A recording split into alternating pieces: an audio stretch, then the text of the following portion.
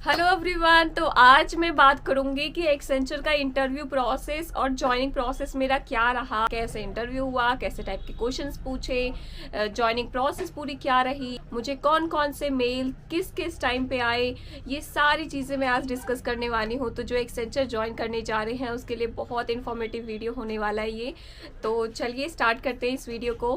तो मैं शुरुआत करती हूँ कि मैंने एक्सेंचर में अप्लाई कब किया था और कितनी बार अप्लाई किया था मैंने एक्सेंचर में। अगर आप पहली बार इस वीडियो में आए हैं तो मैं आपको बता दूं कि मैं कॉर्पोरेट सेक्टर में मुझे 3 से ज्यादा साल का एक्सपीरियंस है। मैं पहले टीसीएस में वर्क कर रही थी। जस्ट 1 मंथ पहले मैंने एक्सेंचर में ज्वाइन किया है और मैं as a SAP consultant work करती हूँ। तो ये सारी चीज़ें हैं मेरे बारे में। तो चलिए मैं बताती हूँ कि कब मैंने एक्सेंचर में अप्लाई किया। टीसीएस में मेरा 2 साल कंप्लीट भी नहीं हुआ था। मैंने एक्सेंचर में पहली बार उस टाइम पे अप्लाई किया था। मेरा रिज्यूमे रिजेक्ट हो गया था उस टाइम पे। और मेरी सबसे बड़ी गलती जो थी वो मैंने ये करी कि मैंने बिना किसी रेफरल के थ्रू अप्लाई किया। ना मैंने रेफरल लिया था किसी से और ना मैंने नौकरी प्रोफाइल वगैरह कोई कंसल्टेंसी वगैरह के थ्रू अप्लाई किया था। मैंने डायरेक्ट वेबसाइट पे मैं गई और वहाँ से अप्लाई कर दिया। तो इस वजह से वो कंसीडर इतना नहीं होता है। वो जो मेरा एप्लीकेशन था वो पेंडिंग में चला गया। और अगर हम एक बार अप्लाई कर देते हैं तो अगले 6 महीने तक आप दोबारा अप्लाई नहीं कर सकते। एक्सेंचर में आप इंटरव्यू नहीं दे सकते, आपका रिज्यूमे सेलेक्ट नहीं होगा, आप यहाँ तक कि फॉर्म भी सबमिट नहीं कर सकते, वहाँ पे डुप्लीकेसी आ जाती है। ये फर्स्ट टाइम अप्लाई किया मैंने, उसके 6 महीने बाद तक मैं दोबारा अप्लाई नहीं कर पाई क्योंकि वहाँ मेरा जो रिज्यूमे था वो रिजेक्ट हो गया था। प्रोसेस आगे नहीं बढ़ पाया तो मैं दूसरा फॉर्म सबमिट नहीं कर पा रही थी। फिर 2.5 साल कंप्लीट हो गए टीसीएस में, तब जाके मैंने नौकरी प्रोफाइल वगैरह बहुत अच्छी बनाई। और मुझे मैं बताऊँ 90% कॉल मुझे नौकरी प्रोफाइल के थ्रू ही आता था। मतलब सारे जितने भी लोग कॉल करते थे, जितने भी कंसल्टेंसी होते थे या रिक्रूटर होते थे, सब यही बोलते थे कि we have taken your profile from Naukri. आपको नौकरी प्रोफाइल अपना रोज अपडेट करना है। पहले बहुत अच्छा प्रोफाइल मेंटेन करिए, अपना रिज्यूमे उसमें अच्छा डालिए और डेली उसको अपडेट करते रहिए। कुछ ना कुछ थोड़ा कुछ ना कुछ 1-2 वर्ड थोड़ा उसमें हटा के दोबारा लिख दीजिए या फिर सेम रिज्यूमे दोबारा अपलोड कर दीजिए। इस तरीके से अपडेट होता रहेगा और वो रिक्रूटर को तुरंत दिखता रहेगा। तो मुझे नौकरी से कॉल आया, 2.5 साल मेरे कंप्लीट हो गए, 6 महीना ख़त्म हो गया था और एक्सेंचर में मेरा फॉर्म का डुप्लीकेसी ख़त्म हो गया था। फिर मुझे एक कंसल्टेंसी वालों ने फ़ोन किया कि एक्सेंचर में ओपनिंग वगैरह को लेके, और फिर उस प्रोफाइल के लिए मेरा रिज्यूमे उन्होंने अपलोड किया, बट उस प्रोफाइल के लिए रिजेक्ट हो गया मेरा, फिर से वो रिजेक्ट हो गया रिज्यूमे। तो उन्होंने नेक्स्ट डे सेम रिज्यूमे उठा के 2 साल के एक्सपीरियंस के बेसिस पे मेरा दोबारा अप्लाई कर दिया और वो सिलेक्ट हो गया। नेक्स्ट डे उन्होंने अप्लाई किया, उसके नेक्स्ट डे मेरे को कॉल आता है। फिर वो बोलते कि your resume is selected for this profile etcetera etcetera, और मेरा इंटरव्यू शेड्यूल हो जाता है 3 से 4 दिन के बाद। मेरा इंटरव्यू शेड्यूल हो जाता है, मुझे 3 से 4 दिन का टाइम मिलता है। 30 सितंबर 2024 इस दिन मेरा इंटरव्यू शेड्यूल होता है। फर्स्ट टाइम इंटरव्यू शेड्यूल होता है, बट उस दिन मेरा इंटरव्यू होता ही नहीं है बिकॉज जो इंटरव्यूअर थे वो ज्वाइन ही नहीं करते हैं कॉल में। 3 बजे मेरा इंटरव्यू था, मैंने 2:45 बजे ही इंटरव्यू कॉल ज्वाइन करके बैठ गई थी, प्रिपरेशन वगैरह सब करके बैठ गई थी, बट इंटरव्यूअर ज्वाइन नहीं हुए कॉल में और उस दिन मेरा इंटरव्यू हुआ नहीं। फिर सेकेंड टाइम जो मेरा इंटरव्यू शेड्यूल हुआ वो 3 अक्टूबर 2024 को शेड्यूल हुआ था। उस दिन मेरा इंटरव्यू हुआ, करीब करीब 20-22 मिनट ही चला था इंटरव्यू, इससे ज़्यादा नहीं चला। और क्वेश्चंस भी 2 साल के एक्सपीरियंस के बेसिस पे बहुत मतलब ठीक ठीक उन्होंने क्वेश्चंस पूछा था। कोई टफ क्वेश्चन था नहीं, नॉर्मल क्वेश्चन थे, बेसिक टू एडवांस वो जा रहे थे।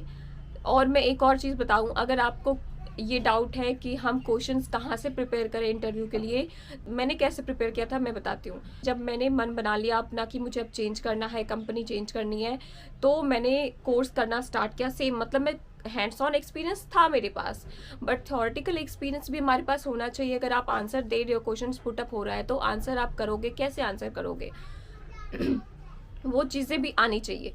तो मैंने दोबारा से सारी चीज़ें पढ़ना स्टार्ट किया, मैंने कोर्स वगैरह यूट्यूब वगैरह से कोर्स प्रॉपर तरीके से नोट्स बना के और पूरे कोर्स को कंप्लीट किया। एक एक क्वेश्चंस मैंने वहाँ से लिखे, उसको रिवाइज़ किया और उसके बाद गूगल वगैरह से बहुत सारे क्वेश्चंस, बहुत सारे इंटरव्यू के क्वेश्चंस गूगल पे मिल जाते हैं, मैंने वहीं से तैयारी करी है। आप अपने फील्ड का टॉपिक डालिए और क्वेश्चंस वहाँ पे आ जाते हैं इंटरव्यू के। तो मैंने वो क्वेश्चंस लिखे, आंसर वहाँ से देखा और उस तरीके से प्रिपरेशन करी। तो जो मुझसे पूछा गया था वो बहुत नॉर्मल, बहुत बेसिक क्वेश्चन पूछा गया था। शुरू में बेसिक क्वेश्चन पूछा गया, फिर वो धीरे धीरे लेवल बढ़ाते जाते हैं। तो करीब करीब 10 से 15 क्वेश्चंस ही पूछे गए थे मुझसे, इससे ज़्यादा नहीं पूछे गए थे स्टार्टिंग में। जैसे मैं SAP कंसल्टेंट के तरीके वर्क करती हूँ, तो मुझे प्रोक्योर टू पे साइकिल पूछ लिया कि what is a procure to pay cycle, what is consignment. जो SAP के बच्चे हैं उनको पता है कि ये सारी चीज़ें क्या होती है। तो 20 से 22 मिनट चला, उसके बाद वहाँ पे वो चीज़ें ख़त्म हो गई। ठीक है, फिर उन्होंने बोला ठीक है सुबह we will get back to you, बस यहाँ पे ख़त्म हो गई। 3 अक्टूबर के बाद सीधा 14 अक्टूबर को मुझे एक रिक्रूटर का कॉल आता है और उन्होंने सैलरी स्लिप अपलोड करने के लिए बोला मुझे। कोई HR राउंड नहीं, कोई कुछ भी नहीं, बस एक इंटरव्यू राउंड, टेक्निकल राउंड, 10 से 12 क्वेश्चंस, 10-15 ऐसे करीब क्वेश्चंस और फिर डायरेक्ट सैलरी स्लिप अपलोड करो। अब देखिए बहुत सारे बच्चों के साथ होता है कि 2 राउंड होगा, फिर HR राउंड होगा, बट मेरे साथ ऐसा कुछ नहीं हुआ। लास्ट 3 महीने की सैलरी स्लिप को एक मर्ज PDF में बना के मैंने उसको अपलोड कर दिया डॉक्यूमेंट। उसके बाद शाम को ये चीज़ हुई, करीब करीब 3 से 4 बजे के बीच में मैं सैलरी स्लिप अपलोड कर रही थी। 2 घंटे बाद मुझे लेटर ऑफ ऑथराइजेशन का मेल आता है, क्योंकि मुझे पता नहीं था कि एग्जैक्ट होता क्या, लेटर ऑफ ऑथराइजेशन क्यों आ रहा है मुझे नहीं पता था। जो मेल आ रहा था मैं उसके प्रोसेस कंटिन्यू करते जा रही थी, कंप्लीट करते जा रही थी सारा प्रोसेस, क्योंकि मुझे ये थे कि जल्दी जल्दी सब कंप्लीट हो जाए, जल्दी जल्दी सारा चीज़, सैलरी एक्सपेक्टेशन भी पूछे और मुझे ऑफर लेटर प्रोवाइड कर दे। तो थोड़ा एक्साइटमेंट था उस टाइम पे। फिर मैंने लेटर ऑफ ऑथराइजेशन भी मैंने साइन कर दिया और जैसे ही मैंने लेटर ऑफ ऑथराइजेशन साइन किया, मुझे within 1 minute offer letter receive हो गया। और फिर मेरे को अच्छा नहीं लगा ऑफर लेटर लेके, क्योंकि उसमें जो सैलरी थी वो मेरी एक्सपेक्टेशन के अकॉर्डिंग नहीं थी, मुझे सेटिस्फैक्शन नहीं था। और बट हाँ, हमारे हाथ पे ऑफर लेटर आ चुका था, हम रिज़ाइन डाल सकते थे और जो 3 महीने का नोटिस पीरियड होता है वो सर्व करते टाइम हम दूसरे कंपनी में अप्लाई कर सकते थे, ये चीज़ हो जाती है। और 14 अक्टूबर के रात के 11 बजे करीब मुझे ऑफर लेटर रिसीव हुआ और 17 अक्टूबर को मैंने TCS से रिज़ाइन डाल दिया। मेरी जो लास्ट वर्किंग डे थी वो 14 जनवरी 2025 पिछले महीने की थी। तो ये थी मेरे ऑफर लेटर मिलने तक की कहानी।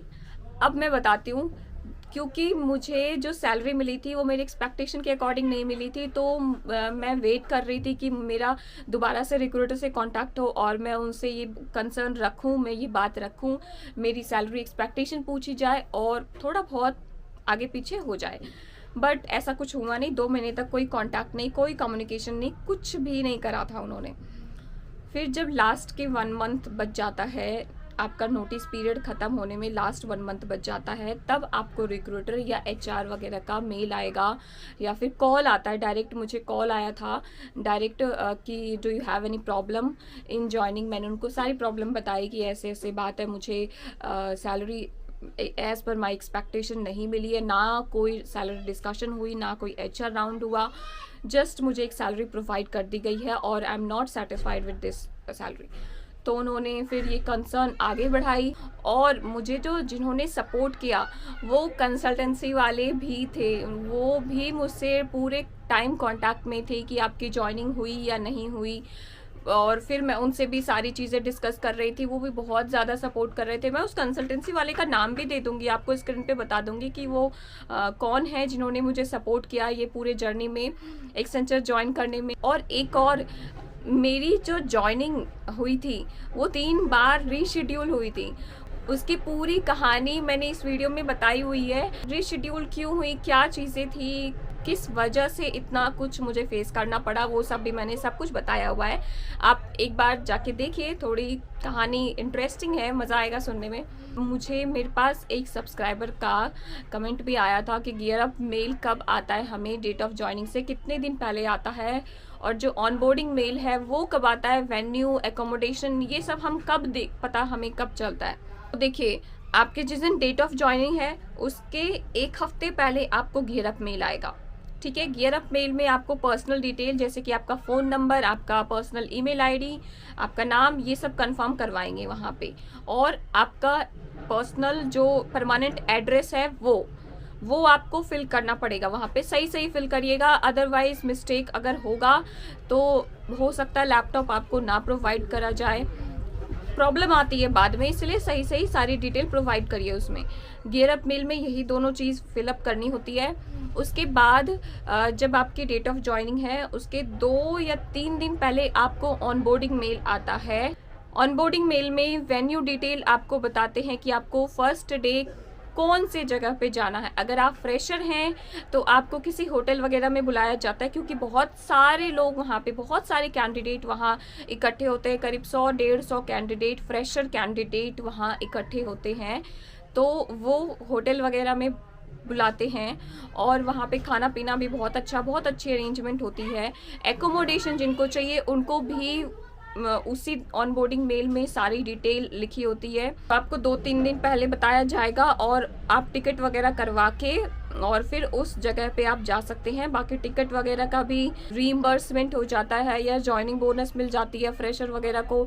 एक्सपीरियंस पीपल का क्या होता है कि वेन्यू जो मिलती है वो आपको ऑफिस की ही मिलती है। जैसे गुड़गांव ऑफिस की है तो गुड़गांव ऑफिस की ही वेन्यू मिलेगी, वेन्यू डिटेल वहीं का मिलेगा। फर्स्ट डे आपको वहीं से स्टार्टिंग करना होगा, और करीब 10-12 बच्चे ही होते हैं, ज़्यादा बच्चे नहीं होते।